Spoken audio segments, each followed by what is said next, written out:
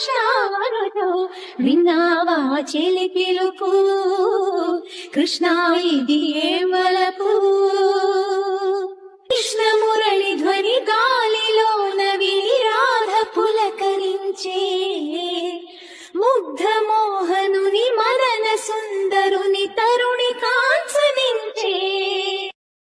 car చీకటిలో దీపమల్లె ఘనశ్యాముడెదురు పడడే అతడి సర్వమనురా